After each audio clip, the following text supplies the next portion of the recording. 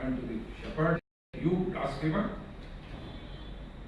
God needs your sandals. God has got dirty clothes to wash. God needs your food. God needs you washing his clothes. Blasphemer, this is not the way to pray to God. The shepherd got abashed and he got up and ran away. As Moses wandered a little further away, I sent you down to bring people unto me, not to drive away my devotees from me. I given different languages to different people of the world. Books of worship to different people of this world.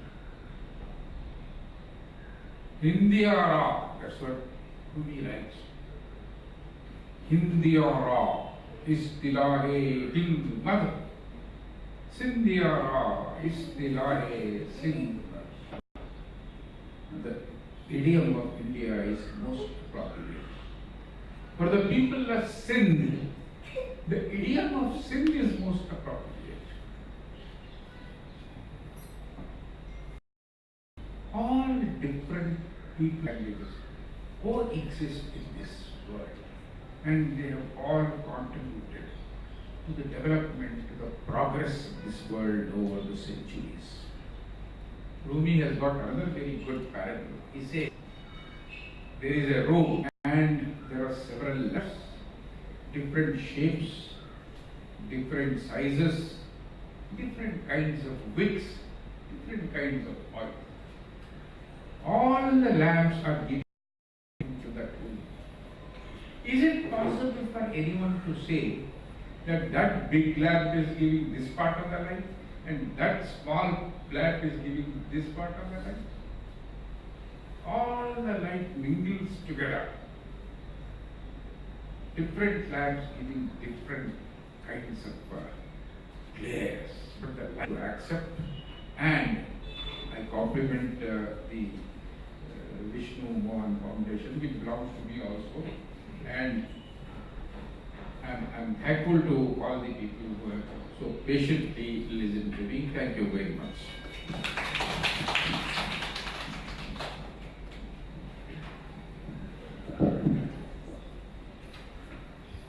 Thank you very much, Mr. Muzaraza. I take it that the cardinal point in your talk to us, almost a sermon of need for tolerance and understanding, is dignity of differences must be respected. Am I right? That's right. So I get 100 points, 100 marks. Thanks a lot. May I now invite Shri Sancheti, Vice Chancellor of Kesar University. Just take it. Sure.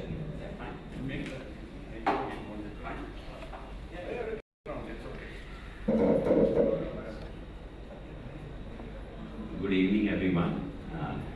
Thank Swami Hari Prasad ji and the Vishnu Mohan Foundation for this invitation and giving me an opportunity to be one amongst you today, and its philosophy and various other things.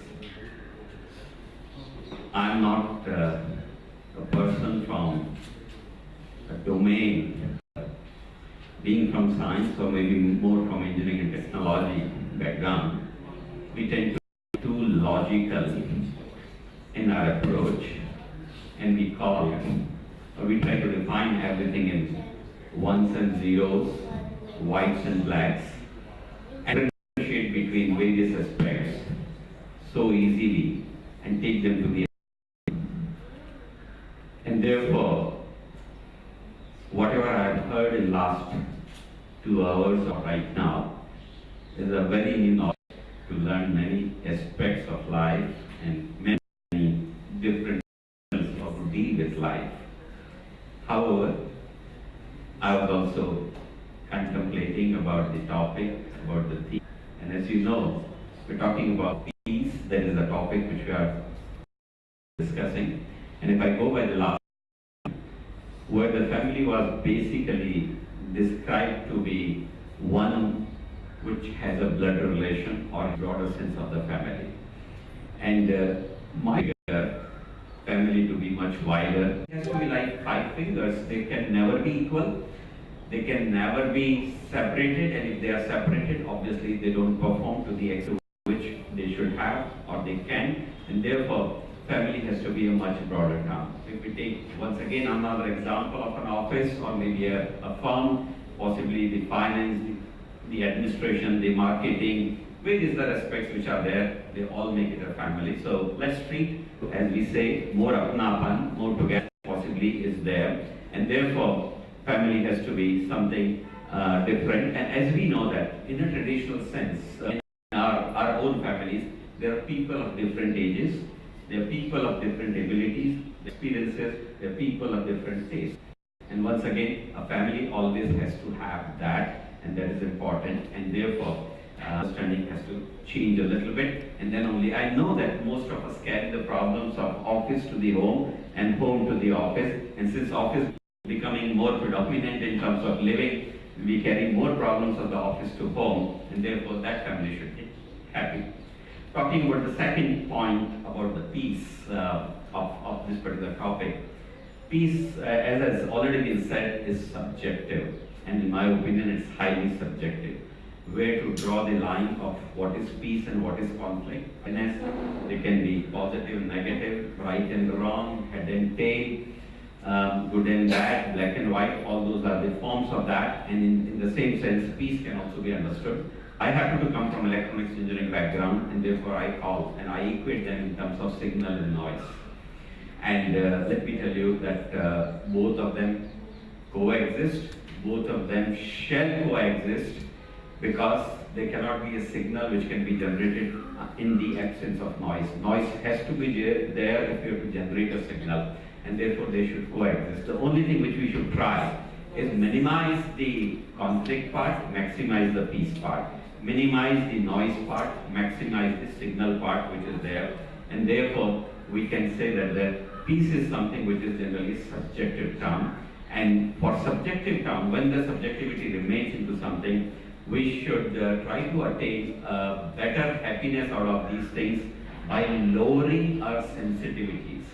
If the sensitivities are hot, or if I'm not served the food at 1 p.m. or 1 a.m., whatever, whenever I'm needing, or if the sensitivities are high, then the peace will never be achieved rather easily. And therefore, for peace, one has to accept that there will be a conflict also. Our mind, our body, our whole thing, as in Hindi we say, is chanchal, and chapal. I mean, it's constantly thinking, churning out something, and saying what is right. Am I liking it? Am I disliking it? That's all part of peace within, happiness or sadness within, whatever it is. And once again, the effort here should be that we should lower the negative side and increase the positive side of it. Better tolerances probably would be a good thing to bring more happiness or maybe more peace within. And we should have an approach. I'll not be able to define it because of paucity of time.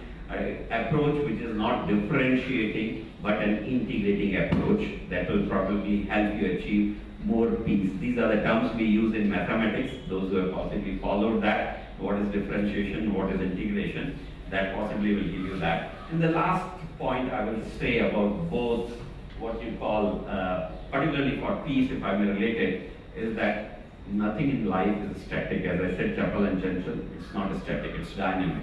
And when it's changing every time, then obviously how do you define what is right and what is wrong? And therefore, this dynamism has to be understood very well. Dynamism has to be taken into our stride, and it has to be understood in form of a cycle. If there is a birth, there is a death. If there is something, beginning of something, there is an end to something. And if you see, let's say the technology, maybe there is a cycle. If you see food, there is a cycle in terms of what you like in terms of food. The same thing possibly happens in fashion.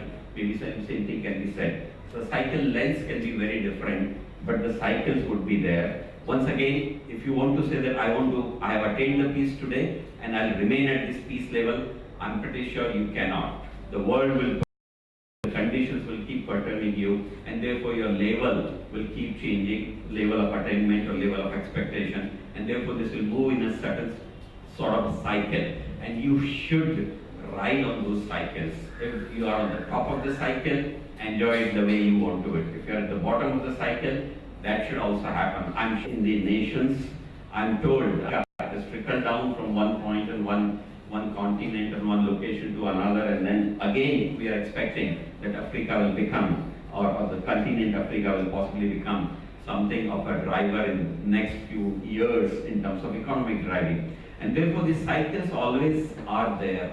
I also, as a young person, when I was in my 8th or 9th standards, I found that my uncle had gone to Japan at that time around 1974, 75, and there was a lot of calculator at that time. But instead of calculator, he brought a device which was looking like a calculator, and he called, and that was named as biolator. And the biolator taught the health cycle, the mental cycle, this cycle, that cycle. These were all mapped using certain data, and based on that it was predicting that are you going through accordingly. And therefore peace, my dear friends, will remain to be a subjective term. Let's accept it, but let's lower those bars which will make us unhappy, and we become more immune to be with happiness, and then only the life will be this. And I think the fundamental of that is we make more sacrifices. Sir, you have very rightly said, you make sacrifices for the neighbors, as you have said. You may contribute to their life and feel happy about that, and that is what will make more or bring more peace within. I would share with you right now. Thank you once again for this opportunity, and thank you for a bigger opportunity for learning through your interaction and use. Thank you. Namaskar. Thank you very much, Professor Sanchetti. This is the first time we are listening to you at this fresh. But all the time. Later. And then another thing that you said right at the beginning is how the definition of family has to be expanded. You brought in the pragmatism and the need for just recognizing the presence of other people and adjusting. Swami managed series of, it's not just a mutt, it's a place, there is a transformation which is taking place. For that, no, he has to straddle different worlds. The world of technology, the world of science, world of spirituality, world of religiosity. Homo will take place. But then everything will be cleared and there will be a kind of intellectual discussion as we've been having last 3 days. And therefore, interesting. And you also brought us down to the earth when you talked about peace, when you talked about signal and noise.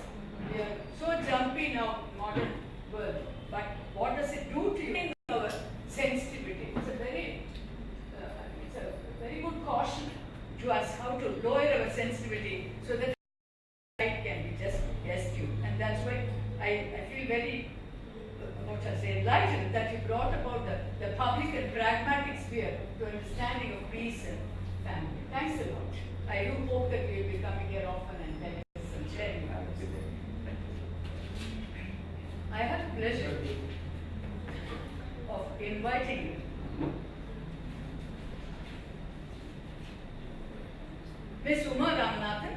She is advocate and mediator, trainer in conciliation and conciliation proceedings. So once again, we are in a very pragmatic world. Welcome, madam.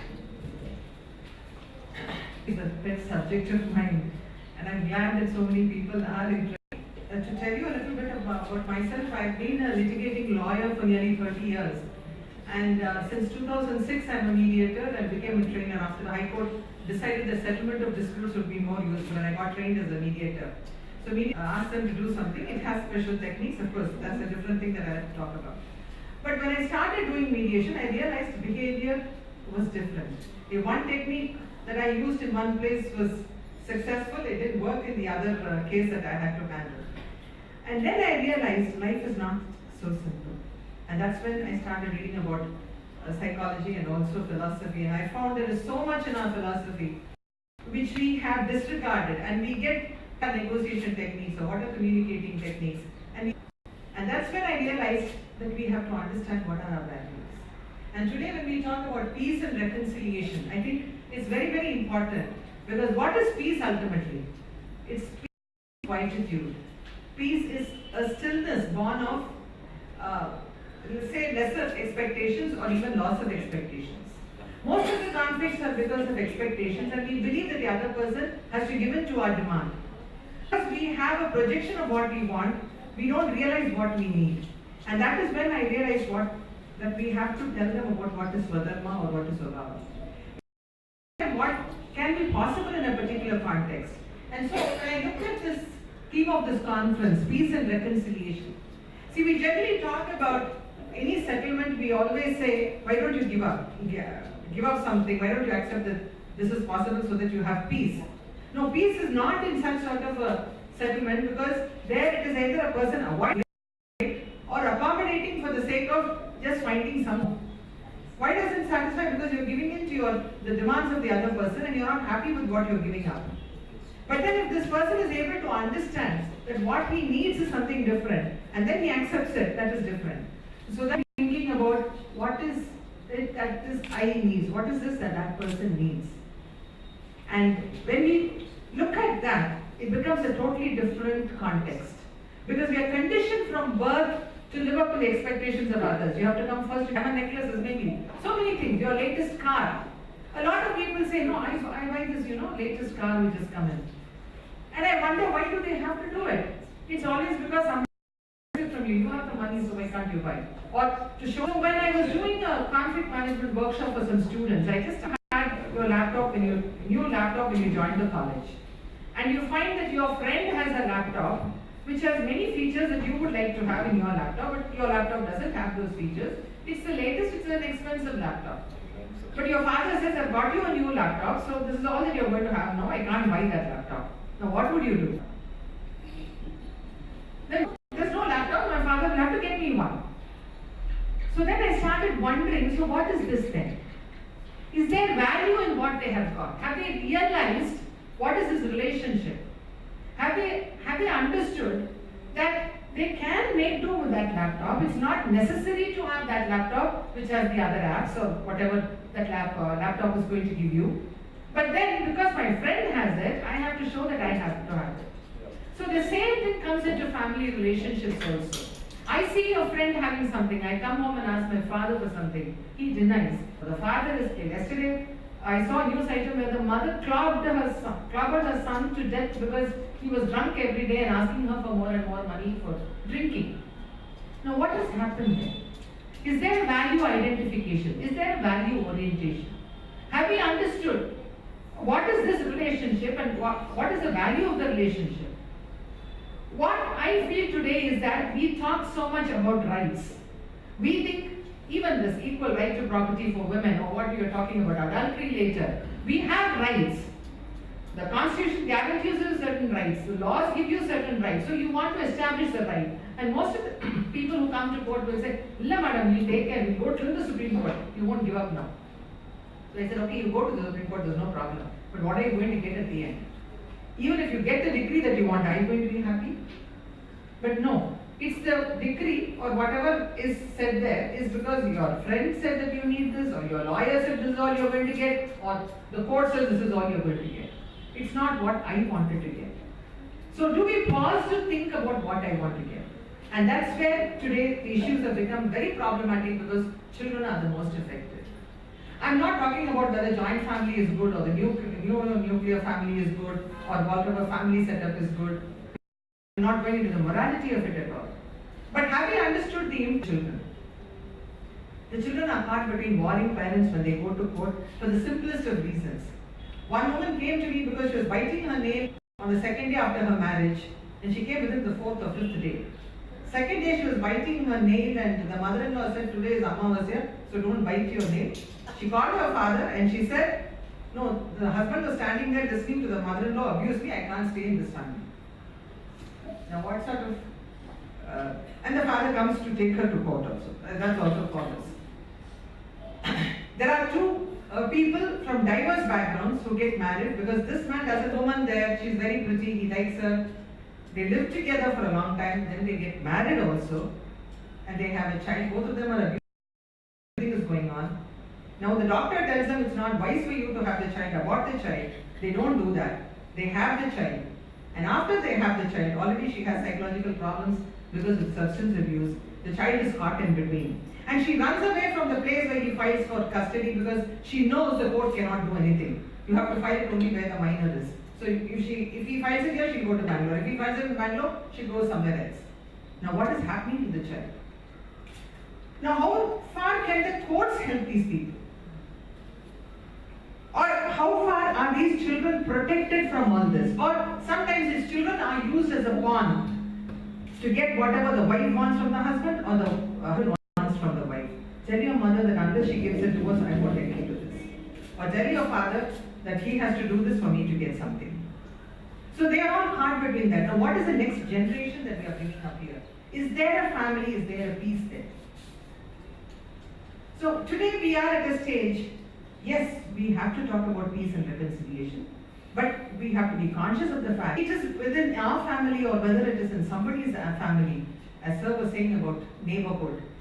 It is our responsibility as an individual to realize what are my values, what is it that I have to do, and also see to it that it doesn't happen within the circle that I can see. It may not be within the immediate circle, but still if I know something, what could be done? And for that, it starts from the family. Unless we stay as a role model, unless we inculcate those values. I just quote once, I remember when I got married, and this is in 1982, my mother's younger sister came up to me and said, Uma, I want to tell you something. When she got married, that was in 63, and she went off to a place in the remote parts of Madhya Pradesh. Her husband was working there. So your in-laws are not there, your husband will have to take care of his sisters. So don't interfere in anything that he does for his sisters. So she goes there. And incidentally, my aunt was a very dark complexion woman. She had complexities about all. And she was afraid because she was going to a place where she didn't know the language and it was very far off. So with all these confusions, she lands up there. Now the sisters-in-law write a letter every month and the husband sends money. So she's getting worked up. Every month this money is going. So apparently she came 1 year and she told my grandmother, every time they write a letter and he sends, at that time, about 200 rupees or 300 rupees. And I'll be able to carry on my family. And my grandmother had never stepped out of her house in the village.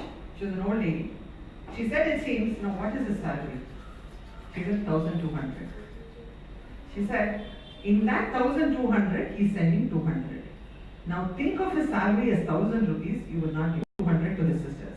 But if you think that his salary is only 1,000 rupees, you will be able to manage that. And my aunt told me the story and said, Uma, you're going into a family where he has brothers and parents. He may have to do, remember this, when he has to give something to his family. And that is what family is. It's not somebody who says, okay, you can go on and life. You have to live your life. Today, I mean, you're young. You have to enjoy your life. Why do you want to do for something for others? And I think that's where peace starts. Because your mind, is in a way that will be able to reach out. Unless you feel that your neighbor is part of you, unless you feel your family is part of you, or if they get hurt, you're going to hurt, or if they get something, they're going to share it. And I think that is what this foundation is trying to achieve here. There are no differences here. I like the way this thing was said. Only if you think I have an expectation, or I learn to respect your expectation, then there's no difference at all. But I can respect your difference. But when I respect it, then there is a seamless. Usually it is said when you think something positive and sends it back. So there's a positive energy coming back. Discussion for the past 3 days, because yesterday also had an opportunity to sit and listen. And I think in a way it has started a germination. It has started the flames rising above. And I think, and I also pray that this will go forward in a big way. And I hope that I can be a very small part of it. Thank you for giving me this talk. Thank you, Madam Usha Ramanathan. Uma Ramanathan. Okay. Can I have your permission? Oh, thanks a lot, sir, for inviting Thank us. you. Very nice meeting you. You've raised a valediction by coming over this way. Thank you.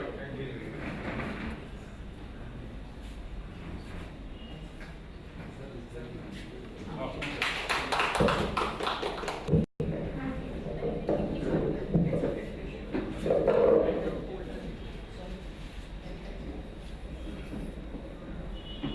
Thank you, Uma Ranganathan.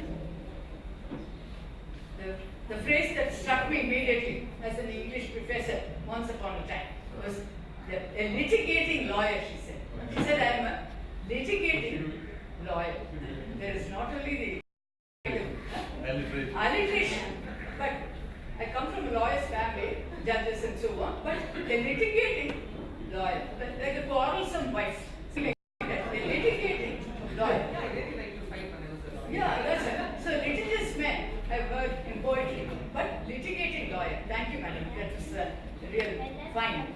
And you also, I mean, you were recognizing yourself over because finding definition probably it's a job of a lexicographer, but finding the experiential reality wherever you were dealing with very difficult, painful situation, women were caught, and what kind of possessiveness drove depth psychology terminology. We are driven by many things. So today, if a dissertation is written, I look for these terms.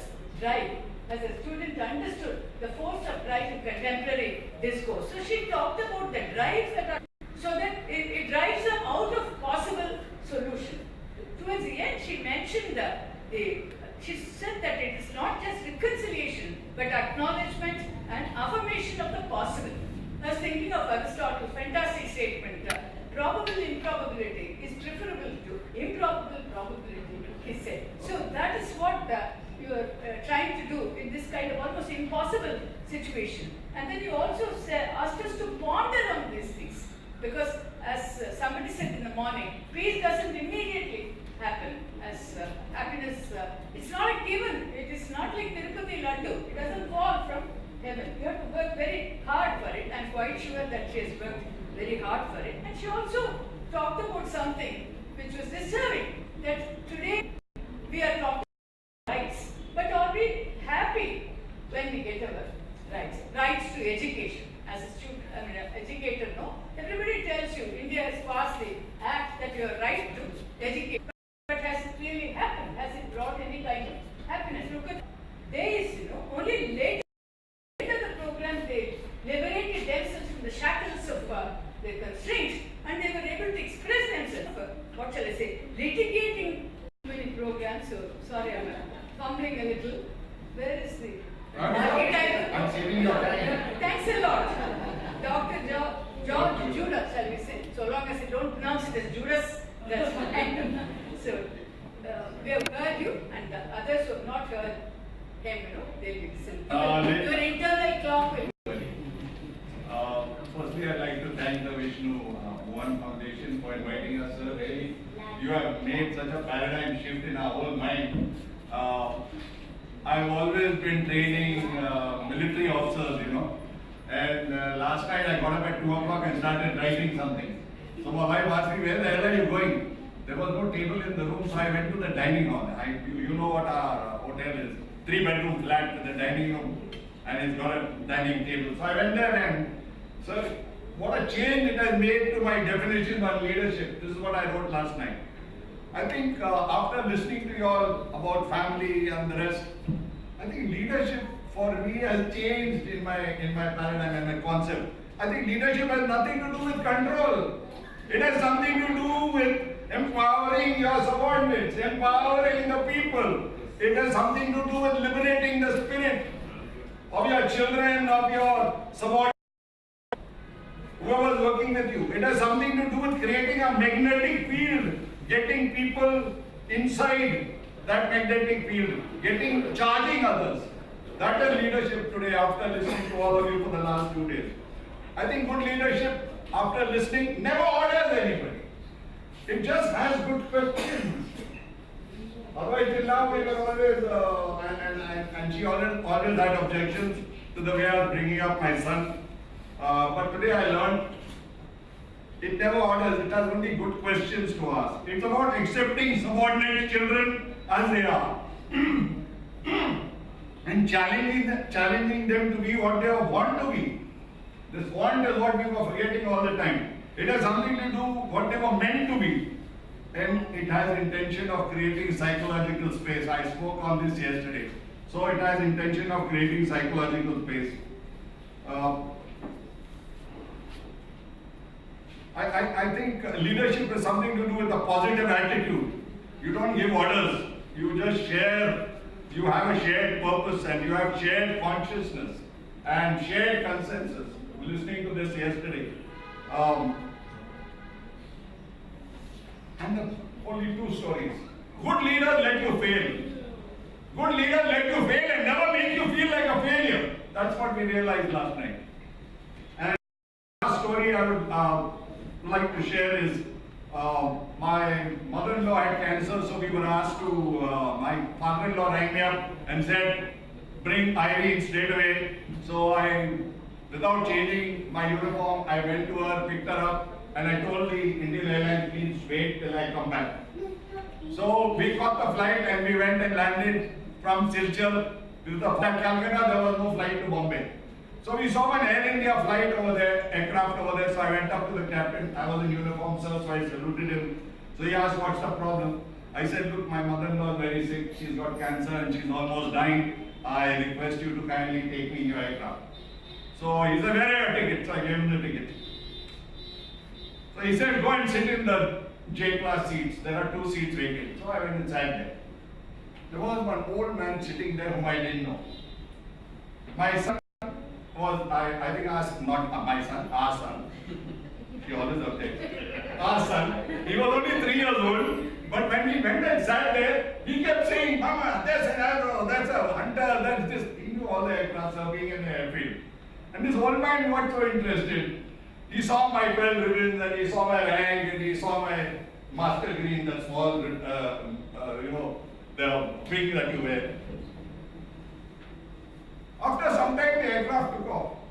And when air hostess came with a trolley and that trolley was making, he looked at her and told her, he got angry. So she was a new air hostess, she just looked at him and pushed off. Then she came back, going into the side to change. This old man, he got up. Sir, he was wearing a white suit. He got down on his knees. He pulled out the other one, the one with the line, what do you call it? Okay, he went down on his knees and he tightened the screw. And he did it himself. He peeled that damn trolley. It didn't make a sound. He said, Flight Lieutenant Judah, seeing you and your son talking about your hunter aircraft and your Canberra aircraft, I was worried and your family may be thinking, if we cannot maintain the wheel of the trolley, how do you expect us to maintain the turbine? Yeah. My goodness, I just politely asked him, sir, may I know your name? He said, ladies and gentlemen, I will give it, but I'll stop at 4.5 minutes. I wish you all the best of luck. And please remember, somebody asked me, why do you use this word, I love you, I love you, I love you. I want to tell you, I love you really means that that means whatever I did that, now I'm tapping it. Thank you for loving me for 49 years. Thank you. It's sacrilegious to try to sum up what you said because they emanate. No, I will not do that. They will. Respected. No.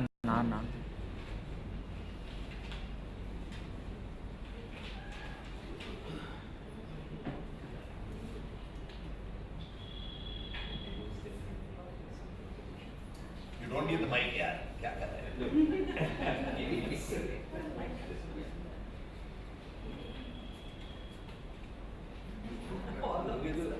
Power up.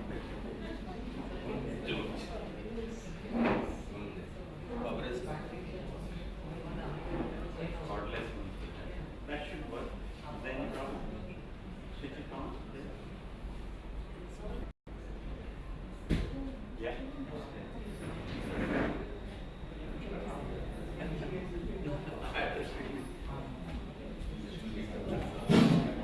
It's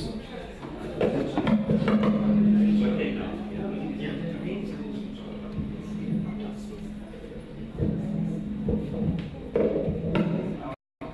Respected Swamiji and respected scholars present here in this hall. Whatever the best could have been said has already been said. Despite this, as a student and a teacher of philosophy, I think I should give a certain reflection on, philosophical reflection on pleasure and peace and family as well. Pleasure. Like naturally, like two aspects of pleasure are there. That it is a nature of human being that he seeks pleasure. Therefore, it is very much moral that he should seek pleasure. The first aspect is psychological hedonism, and second aspect is ethical hedonism. And seeking pleasure, and you see the philosophy behind pleasure and pain, we find that it is the attachment which is the reason behind pleasure and pain. You are attached to person, you are attached to this or that thing. That particular thing or that particular person is giving you, is capable of giving you pleasure or pain in that quantity. If anything happens to our family, something wrong, we become very miserable, painful. If anything good happens to our family, we become very happy, because family is capable of giving us pleasure and pain because we are attached to that family. If anything wrong happens, say Liberia, or we are not concerned about it because we are not attached to that country. In Indian philosophical system, we did not give emphasis on such pleasure, which is actually material pleasure, which is actually physical pleasure. In Chandogya Upanishad, it is said, look, the real happiness does not lie. You have to think big. So Indians have focused on the concept of peace. If pleasure, in Gita, it is said, Sukha Dukhe Samikratva, go beyond pleasure and pain. Peace does not say that you give up pleasure, being unattached to that pleasure or pain. So in Gita, or if you see Indian philosophical system, all the schools have given certain methods to follow the path of peace only. If you see what Shankaracharya is, Brahma, consciousness, the intention was don't get attached to this world which is mithya. Mithya means not unreal, mithya means real, not unreal. You have to pay, we start taking non-real thing as ultimately real. So, if you see Buddhism as well, Buddhism talks about momentariness after Paticca Samutpada. So, intention again was there, don't get attached to this momentary world. So, Indian philosophical system have taught us, different schools have taught us the method of peace. In a family, Vasudhaiva Kutumbakam, we must divide, we must develop certain methods of peace.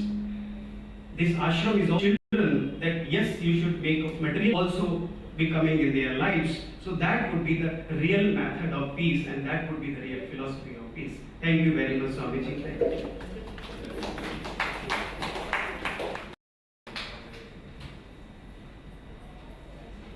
Thank you, Dr. Gupta. You have ended really an note from the world of materiality, terminology and technology, and terminology of driving policy.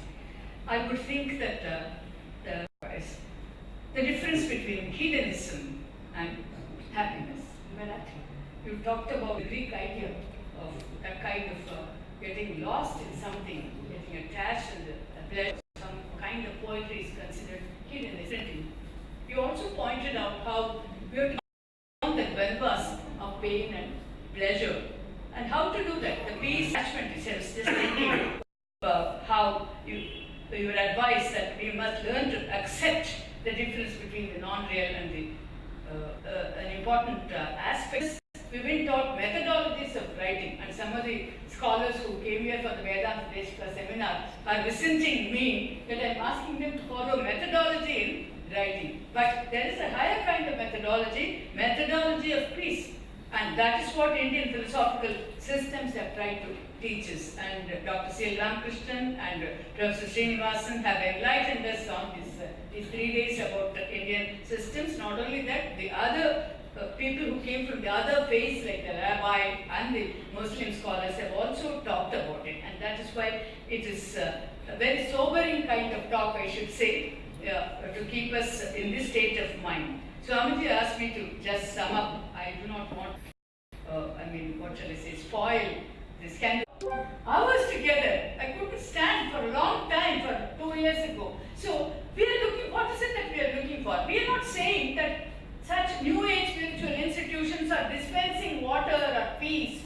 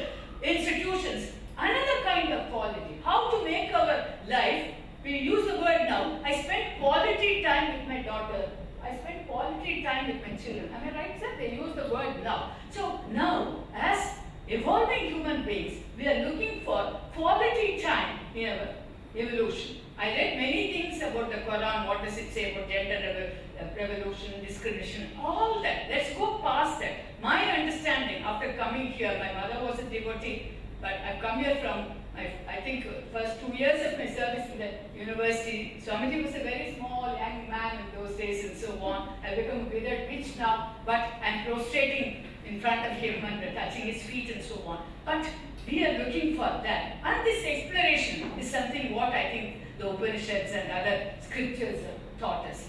Once you find a Tamil statement, Kandavar, Vindivar, Vindavar, Kandivar. Those who have seen do not disclose. Those who disclose have not seen. Thanks a lot for honoring me to just preside over this.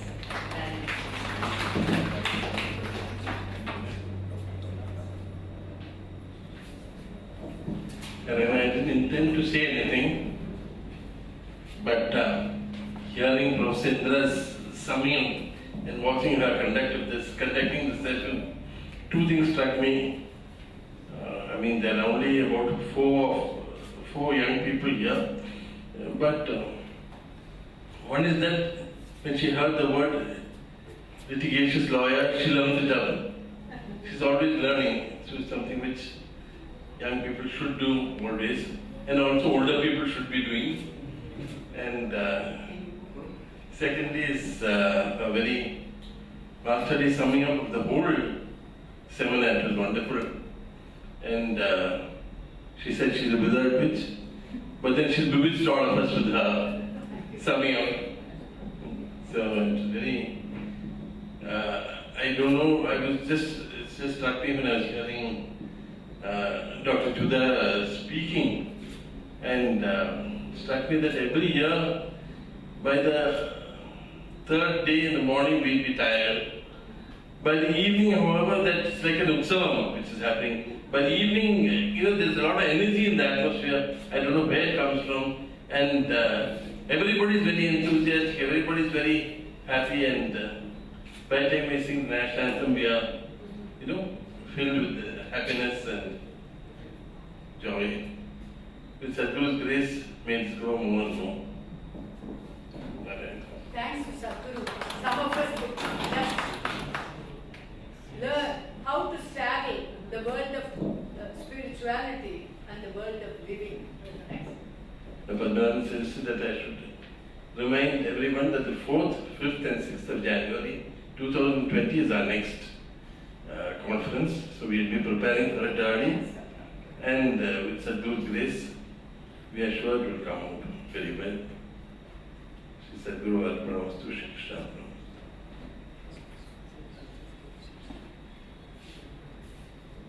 Thank you very much, Swamiji. And we would move on to the vote of thanks. For that, sorry about that. We'll just have Swamiji give the mementos to Dr. Sandeep Sacheti, Vice Chancellor, SRM University. And to Ms. Uma Ramanathan, Advocate and Mediator.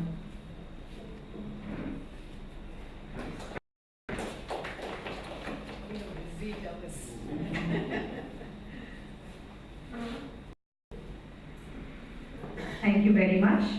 I would like to call upon Dr. C.L. Ramakrishnan to give the vote of thanks.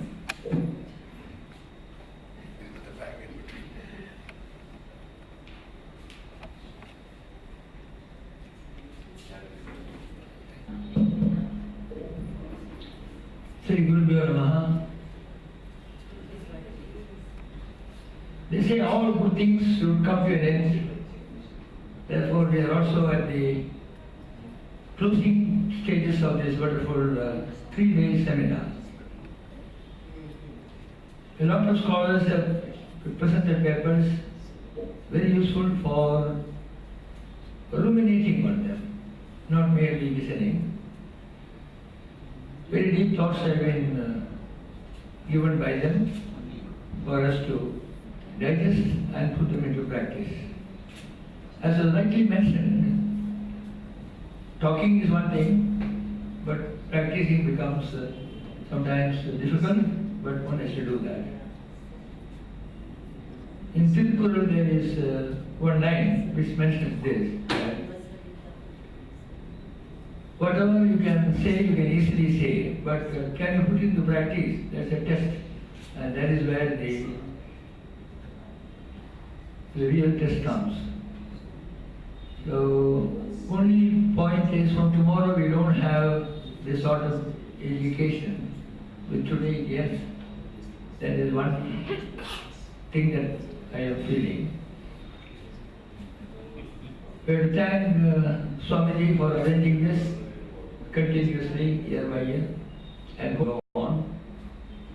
And all the who have presented papers and those who have made all arrangements behind the scene without coming out. And that is real leadership. That's what I had the idea when you talked about that. Thank you. So it's been a wonderful experience for all of us, learning experience, for which no amount of thanks can be given to Swamiji and of course Sadhguru for all the blessing. So I am here to thank all those scholars who have educated us in this area, provided our knowledge and also made us think out of the box, as they say. And all the arrangements like the technical things that are here, the audio, the video, and also good food, that is important. Because we know Anna Kamandi Budari, Parjanya Anna Sambhava. So that also was there. And when the speaker was going, it will be on him by giving slip 1, slip 2, slip 3 to remind that you are sleeping. And maybe that he believes in a new SPCA. You all know what is SPCA? Society for Prevention of Cruelty to Animals, cruelty to audience. It's a diplomatic way, and actually ladies are always known for diplomacy, and she has proved that. So I thank you for the opportunity to thank all of you for coming in large numbers, encouraging the way in which the deliberations and questions also, because interaction is very necessary. Because our Shastras say, a teacher gives you only 1/4 of the knowledge. If the knowledge is 1 unit, 1/4 only the teacher can give. The next 1/4, just to cogitate and meditate on that.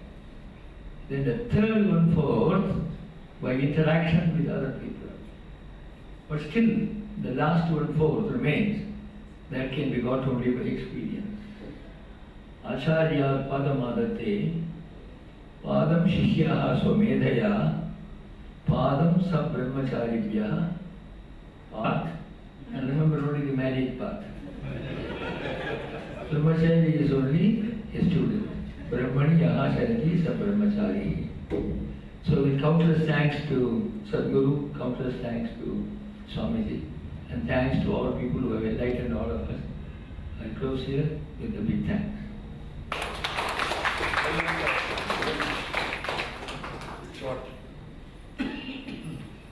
Thank you very much, sir.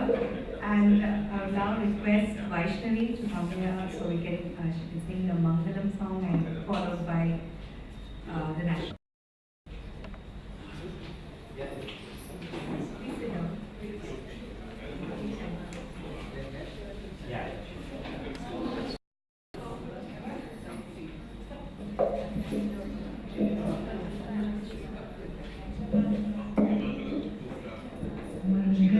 Mangalam Ramaniya Murtaye Mangalam Shri Vatsa Bhushaya Shanine Gopatmajaya Mangalam Nitya Shubha Mangalam Jaya Mangalam Nitya Shubha Mangalam Aravindaya Kalyana Gunaratna Varidhaye Jaya Mangalam Nitya Shubha Mangalam Jaya Mangalam Nitya Shubha Mangalam Navanita Choraya Nanda Vigopa Gorakshine Gopika Vallabhaya Narada Munindra Nuta Namadeyayate Narayanananda Tirtha Gurave Jaya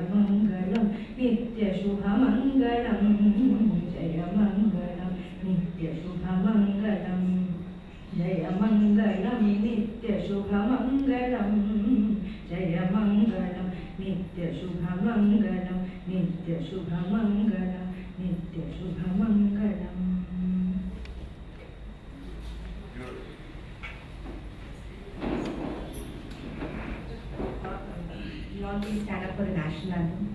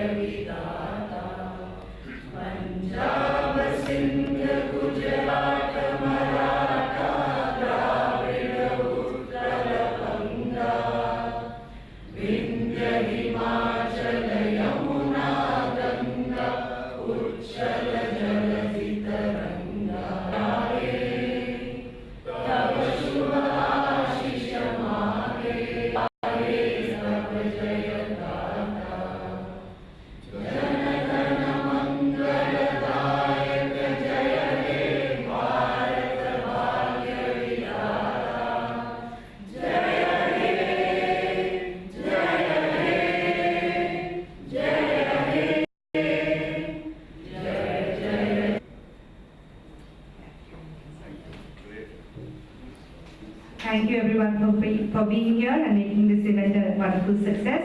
You have a great evening. All the delegates, if you could please come forward for a group photograph. Please come for a group photograph.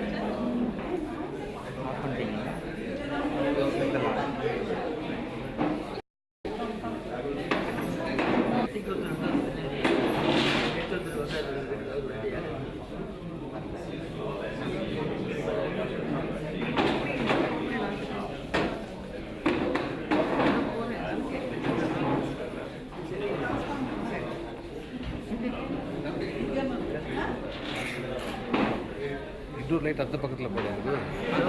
இன்னொரு light அந்த பக்கத்தில் போட்டுடலாமா? டக்குன்னு இல்லை இப்படி தான் அடிப்பாங்க.